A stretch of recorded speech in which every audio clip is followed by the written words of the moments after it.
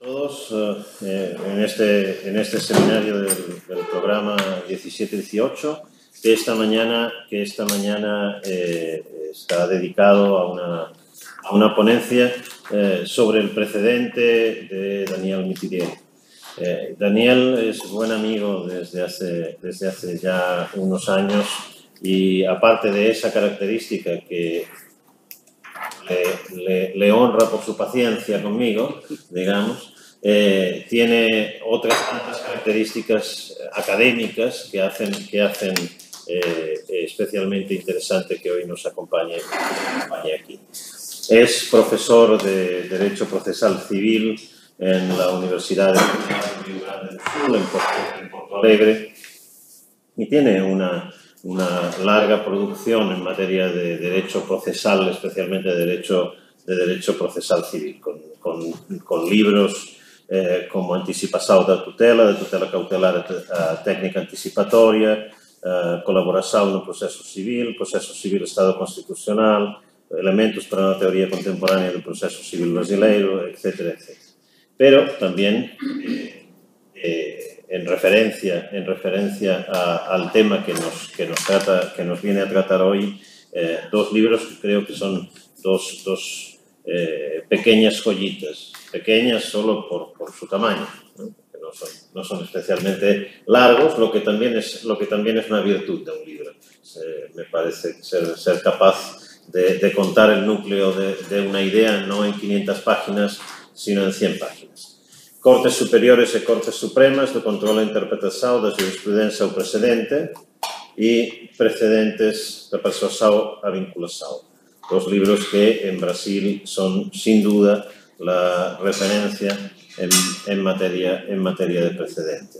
Así que muy contentos de que nos acompañes. Tiene otras vinculaciones ya no propiamente temáticas, sino académicas más generales con nosotros. Una de ellas es que codirige junto a Tarufo, Oteiza y Jordi Nieva la colección Derecho y Proceso, o Proceso y Derecho, siempre confundo el orden de los términos, en la editorial Marcial Pons, así que es copartícipe de este proyecto de colecciones de Marcial Pons también con nosotros y codirector de la tesis doctoral de Víctor Lía de Paula Ramos, que se defenderá este próximo lunes. En la medida en que la tesis sea buena, que no tengo ninguna duda que es excelente, creo que Daniel tiene una responsabilidad muy grande en ello, porque ha sido quien ha empujado a Víctor desde mucho más joven de lo que es ahora. Así que también por eso, gracias y por ayudarnos en esos proyectos. Muchas gracias por estar aquí, Daniel, es tu tiempo. Muchas gracias, Jordi. Yo estoy muy contento de estar acá. Buen día a todos, a todas. Es realmente un placer estar acá en Facultad de Derecho de Girona. Yo quería decir que es un gusto especial estar acá con Jordi y con Carmen, porque aparte de la amistad que tenemos a mucho tiempo, nosotros tenemos una especial preocupación de ver y comprender el derecho procesal o la filosofía del derecho, depende de dónde miramos, a partir de una perspectiva de la filosofía del derecho, de la teoría del derecho, y así no solamente una perspectiva formal del derecho procesal civil, de modo que podemos plantear temas que son temas más largos en esta perspectiva. Agradezco muchísimo estar acá y poder hablar con todos ustedes. Como todos ya percibieron, mi español es una versión personal del español, ¿no? Pero voy a intentar hacerlo el más claro posible para que podamos conversar un poco. Jordi me ha sugerido 30 a 40 minutos de exposición. Yo prometo que voy a hacerlo en 30 minutos. Y la idea central del tema es hacer una discusión sobre 3 puntos que me parecen fundamentales. En primer lugar, hablar un poco sobre la historia del common law desde el punto de vista del precedente. Bueno, lo intento, que no es un intento de los ingleses, pero es un intento propio de nuestra tradición, es hacer una sistematización de la función del precedente judicial en Inglaterra. Esta es la idea primera. Vamos a discutir qué es el precedente en la Inglaterra. Sobre todo, las diferentes funciones que el precedente tuvo a lo largo de los años en la Inglaterra. Este es el primer punto. El segundo punto, ya entrando un poco en un debate internacional, por así decir, de teoría del derecho y de filosofía del derecho, es debatir un poco sobre el desarrollo de la teoría de la interpretación jurídica. ¿Qué es interpretar? ¿Qué nosotros interpretamos? Este para mí es un punto fundamental, porque de este punto fundamental que vamos a retirar consecuencias para la civil law, desde el punto de vista que puedo hablar a ustedes, desde el derecho brasileño. Voy a traer ahora algunos elementos del derecho brasileño, del nuevo Código de Proceso Civil brasileño del 2015, que trata del precedente judicial, desde el punto de vista de la teoría de la interpretación y de la historia del derecho inglés. Yo tengo una propuesta de interpretación de estos textos normativos. Dale. Y después, lógicamente, estoy a disposición para hacer el debate sobre lo que todo podemos hacer. Bueno, sobre el primer tema, que es de la historia del common law, me parece desde luego prudente decir que el precedente tuvo en Inglaterra tres funciones muy distintas. Así decir, el precedente en derecho inglés es un error. Hay que decir, el precedente en el derecho inglés en el siglo XIV. Hay que decir, el precedente en derecho inglés en el siglo XVIII. Hay que decir, el precedente en el derecho inglés al final del siglo XIX o del siglo XX. ¿Por qué? Porque nosotros tenemos tres funciones muy diversas del precedente. La primera es la ilustración. Precedente como ilustración del derecho. Esta es una función que va del nacimiento del common law al siglo XI hasta más o menos el siglo XVII. Después tenemos una segunda función que normalmente todavía es la más difundida del precedente en el derecho inglés, con confusiones muy graves con la función actual, que es la función persuasiva del precedente. ¿Esta es la palabra correcta? ¿Persuasiva? ¿De persuasión? Muy bien. La función persuasiva del precedente, que empieza en el siglo XVII con la discusión entre Edward Coke y Thomas Hobbes, y alcanza el derecho inglés hasta el final del siglo XIX, el tiempo de la persuasión. El precedente como persuasión a los jueces. Y finalmente tenemos una tercera función al precedente, que todavía es la función principal del precedente en Inglaterra, con algunas discusiones críticas que ya vamos a poner sobre statutory law, que es la función de vinculación del precedente, reconocida por la House of Lords al final del siglo XIX. Y después con algunos desarrollos que podemos hablar en la secuencia. Como tenemos poco tiempo, yo no voy a apegar mucho acá a los detalles de las historias, pero el libro tiene todas las informaciones de todo material bibliográfico y yo puedo tocar a ustedes después el libro también, un PDF del libro que se puede circular. Bueno, en siglo XI la preocupación del monarca inglés seguramente no era el derecho. La preocupación central del rey medieval era la administración del reino, ¿no? Entonces los jueces tenían que administrar la justicia en nombre del rey, en nombre del rey, pero no tenían propiamente derecho para aplicar a los casos. Entonces, lo que hicieron los jueces, lo inventaron. Lo inventaron el derecho. Simplemente empezaron a decidir casos invocando nada más nada menos do que la costumbre del antiguo hombre inglés.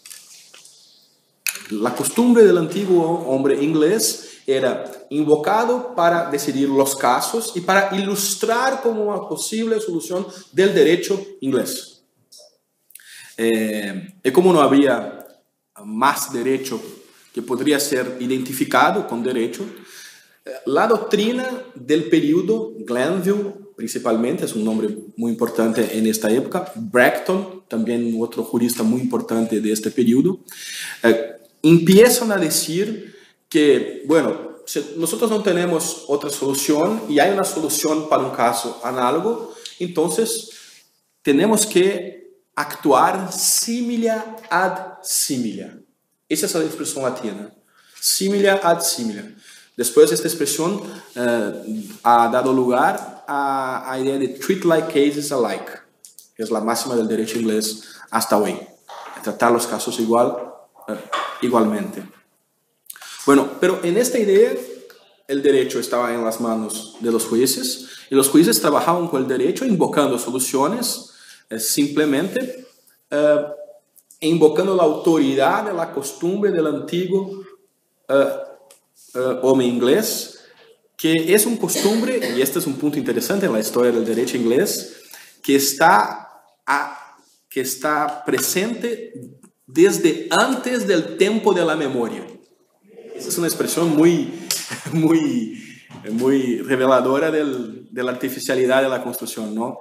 Entonces, solamente jueces treinados, experientes, expertos pueden tener acceso a este derecho que está antes del tiempo de la memoria.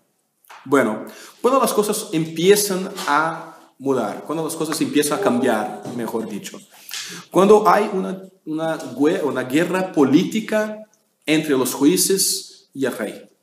El rey, bueno, ya está bien, el reino es ya muy bien administrado, entonces ahora yo quiero me convertir también en el rey juez y el rey legislador. Y quien dice eso a James es Thomas Hobbes. Entonces empieza una batalla para saber quién es custodio del derecho, ¿no? En el primer momento, la batalla es vencida por los jueces. Bueno, ¿quién son los principales artífices del derecho? Los jueces. Y básicamente por un argumento de que para trabajar con el derecho es necesario experiencia. Y experiencia era algo que el soberano no tenía en el campo del derecho y por tanto no podría juzgar casos en última instancia. A partir de este momento, el presidente desarrolla un otro papel, el papel de persuasión en los juzgados. No es más simplemente una ilustración del derecho, de aquello que es la costumbre del hombre inglés, pero una indicación para el juez juzgar en caso concreto. Pero, y acá es realmente importante notarlo, la doctrina que mejor puede ilustrar el precedente en este periodo, del precedente persuasivo, es la doctrina de Blackstone. William Blackstone, 1769, los comentarios a las leyes del derecho inglés. En el tomo primero, Blackstone dice con muy clareza que, bueno, precedentes y reglas son derecho y por tanto deben ser aplicados. Al menos que el juez entienda que el precedente es absurdo o injusto. Y este es el punto central. Porque la doctrina del derecho del precedente permite al juez del caso concreto afastar el precedente. ¿Acaso entienda que el precedente trae una solución absurda o injusta? Es claro que en Inglaterra esto significa que los jueces no van a afastar el precedente por respecto al pasado. Pero habría esta oportunidad, esta posibilidad de no se vinculaba al precedente, pero todos los jueces se vinculaban al precedente. Muy bien, esta es la función persuasiva del precedente judicial. Hasta que al inicio del siglo XIX empieza a frecuentar las aulas, las clases de Blackstone en Oxford, el joven Jeremy Bentham. Y Jeremy Bentham empieza a interesarse sobre el problema del precedente, o más ampliamente sobre el problema de la seguridad jurídica, ¿no? Bueno, pregunta a Blackstone. Muy bien, profesor, pero ¿ese el precedente de facto fue considerado injusto o absurdo por un juez? Y yo he hecho algo con base en el precedente. ¿Cómo me quedo? La respuesta de Blackstone era muy simple. Los jueces en Inglaterra siguen los precedentes. Esto no va a pasar. Bentham dice, bueno, mas puede pasar, es lo que dice. El juez del caso concreto puede decir que la solución es injusta o absurda, puede argumentar que es injusta o absurda y puede no aplicar el precedente. ¿Cómo queda la seguridad jurídica? Bueno, esta es una pregunta obviamente difícil de responderla. Bentham empezó una verdadera cruzada, ¿puedo decir cruzada? Una cruzada en favor de la seguridad jurídica. Y el target principal de Bentham era, bueno, tenemos que evitar que la Inglaterra tenga un derecho hecho para pejos, el dog law. Yo no puedo imaginar que yo solo voy a saber si yo tengo razón o no después de haber practicado el acto o de haber incurrido en hecho. Tengo que saber, desde luego, cuál es la solución jurídica para mi caso. Y la solución principal apuntada para Bentham era, bueno, nosotros necesitamos de una codificación en el derecho inglés. Esta es la solución principal de Bentham. Pero hay un autor muy interesante, que es Gerald Postman, que es amigo de Jordi, que ha escrito un libro fantástico, Jeremy y la tradición del common law, que a través de una pesquisa muy interesante y muy profunda en todos los escritos de Bentham, nos trae también la información que una de las maneras alternativas que Bentham imaginaba para traer seguridad jurídica al derecho inglés era el precedente se tornar vinculante en la Inglaterra. Pero esta no era su target principal. Para su target principal, codificación. Hasta porque a esta época Bentham y toda la doctrina partía del presupuesto que la interpretación jurídica era un acto declaratorio, cognitivo, del cognitivismo de que se interpretaban normas con sentidos unívocos, ¿no? Entonces la codificación sería una buena solución para el derecho inglés también. Bueno, la campaña de Bentham ha sido un suceso. La House of Lords ha empezado a debatir el tema de la seguridad jurídica desde el punto de vista, no de la codificación, pero desde el punto de vista del precedente. El primer caso que la House of Lords discute, el tema el Valley, 1837. Bueno, yo estoy fantástico hoy. 1837, el caso Valley. Después hay el caso Bright, 1852. Después el caso Windsor, 1860. El caso Beamish, 1861. Y finalmente hay el último caso, que es el caso más importante, que es la afirmación del precedente vinculante, que es el London Trailways, del 1898. En este precedente, la House of Lords dice con todas las letras que ella, House of Lords, está vinculada a los propios precedentes y que los otros órganos judiciales también están vinculados a sus precedentes de la House of Lords. Bueno, entonces, a partir de este momento, el precedente deja de ser simplemente persuasivo y hay una obligación, hay un deber jurídico de los jueces de decidir conforme al precedente.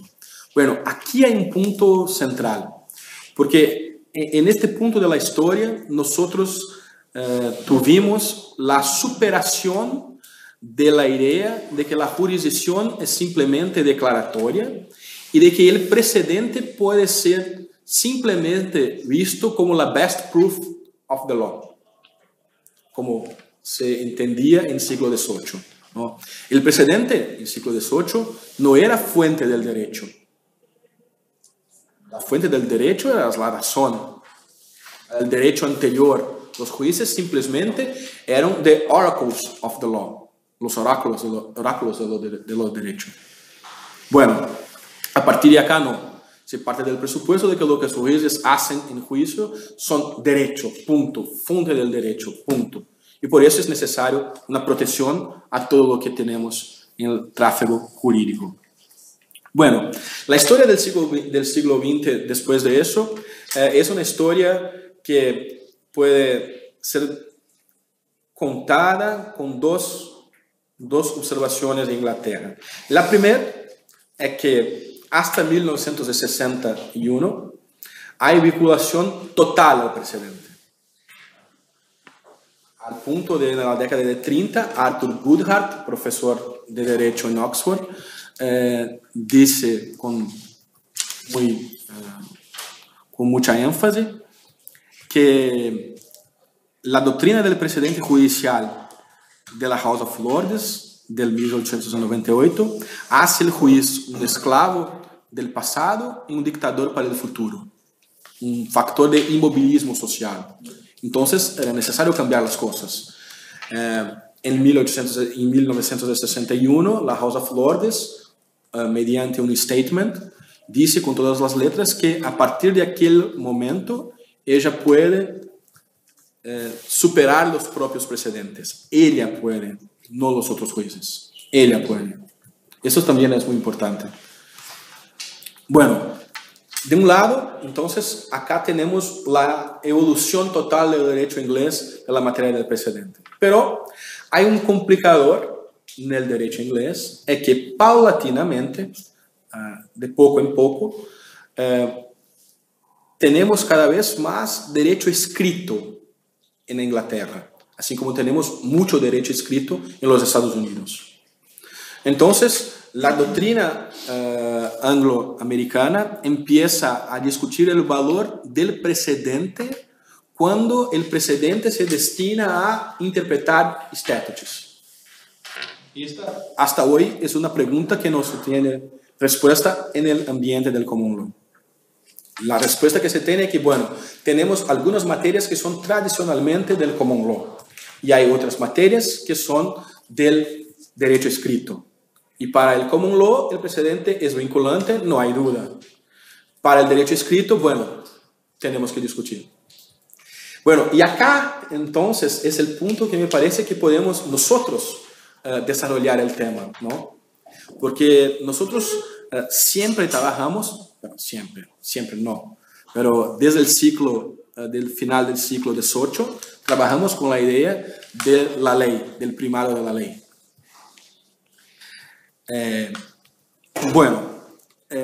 ¿Qué ha ocurrido en el siglo XIX en los debates tanto de common law como de civil law sobre interpretación jurídica? Bueno, yo no puedo hablar sobre esto porque no soy experto de la materia y tampoco se puede decir esto en pocos minutos, ¿no? Entonces yo voy a escoger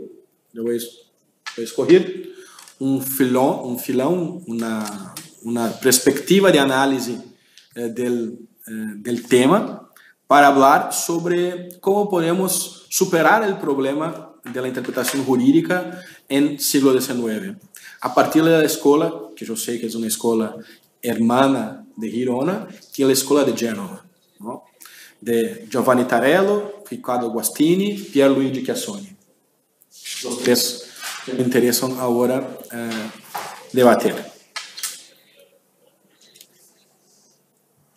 Bueno, la idea central acá es que nosotros no propiamente interpretamos normas. Nosotros interpretamos textos.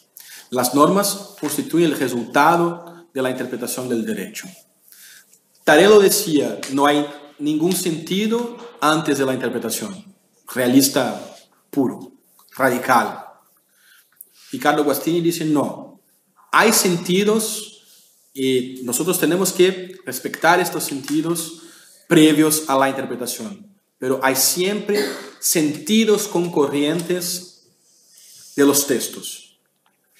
Así como también tenemos la vaguedad o la vagueza de las normas. La vaguedad, gracias.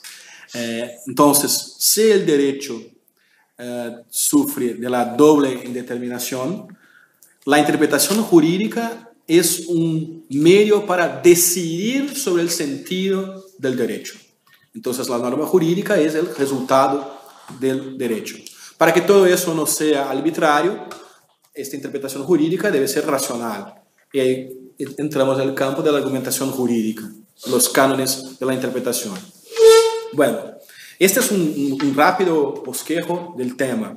Pero del rápido bosquejo del tema, lo que me interesa es que si es verdad que la interpretación son de textos y textos tengo varios sentidos, y que solamente después de la interpretación yo tengo propiamente normas, entonces yo puedo decir que tanto la interpretación del derecho escrito, por así decir, como del derecho del precedente, que al fin y al cabo también es escrito, producen derecho, producen fuentes del derecho y por tanto constituyen derecho vigente.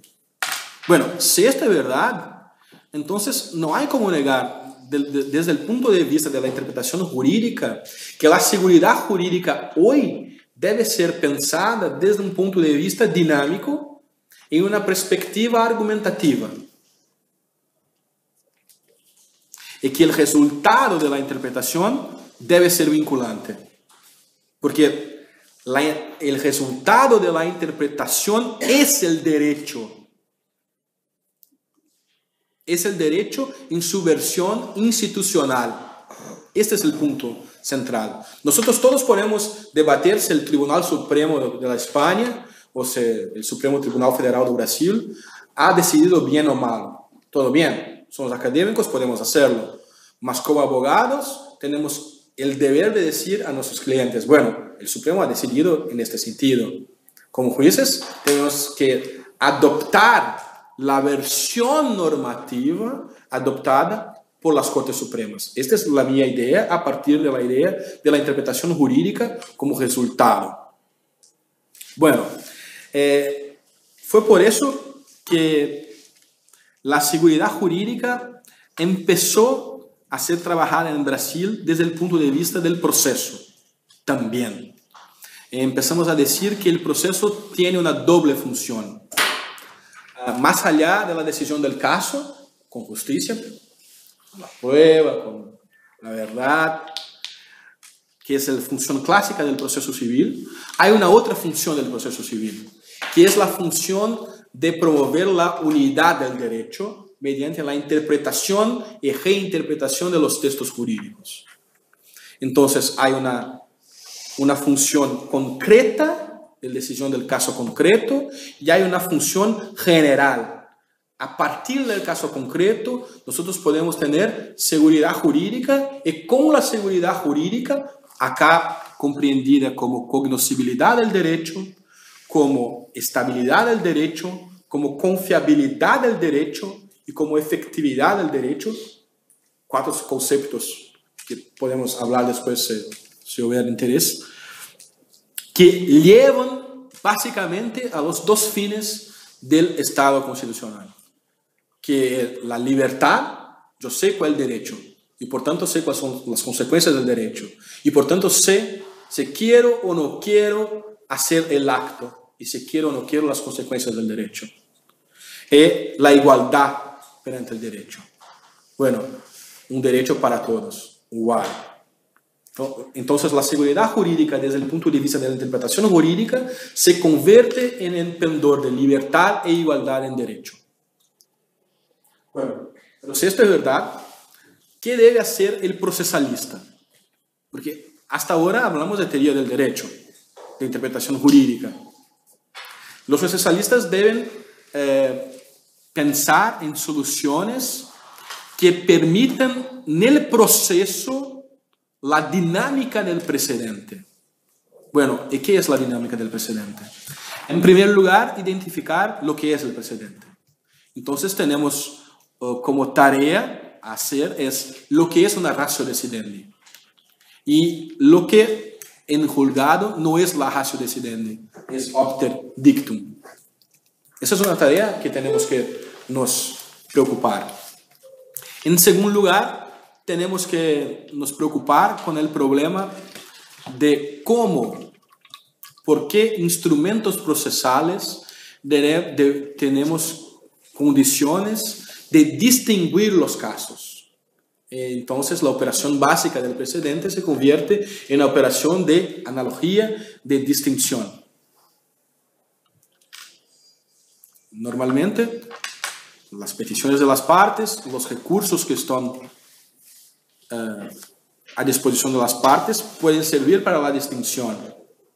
Incluso podemos pensar en recursos de fundamentación vinculada, solamente a distinciones. Y también conductos para superación del precedente. Naturalmente, superación del precedente por las cortes que hicieron el precedente. Solamente puede superar el precedente quien ha hecho el precedente. Todos pueden distinguir un precedente. Todos los jueces pueden distinguir los precedentes. Es una operación básica, pero solamente puede superar un precedente los jueces que lo ha formado, que tiene competencia institucional para decir cuál es el derecho del caso concreto. Y naturalmente, prever también salvaguardas de la confianza legítima de las personas que actuaron con base en el precedente.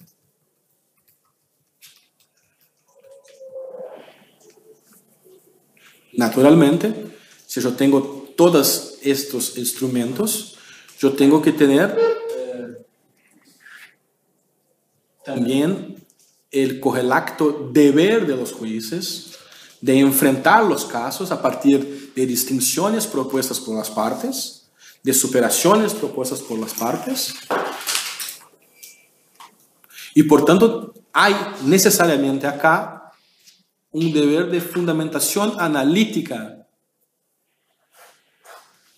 de los precedentes. Y fue exactamente eso que ha hecho la legislación brasileña, ¿no? Hay 3 dispositivos llaves que dicen exactamente eso que yo he dicho ahora. Hay el artículo 489, parágrafo primero, incisos 5 y 6, que trae el deber del juez de considerar el precedente invocado por la parte y solamente no aplicarlo si es un caso de distinción. Caso en que él debe enviar razones para decir, este caso no es igual. En este mismo dispositivo hay la posibilidad del juez de, en siendo caso y teniendo competencia para tanto, decir, bueno, esta solución ya es una solución que no tiene más congruencia social, no tiene más consistencia sistémica. Y por tanto, es una solución que debe ser superada. El 489 también dice que si el juez hace eso, debe hacerlo de manera argumentativa con una carga de fundamentación.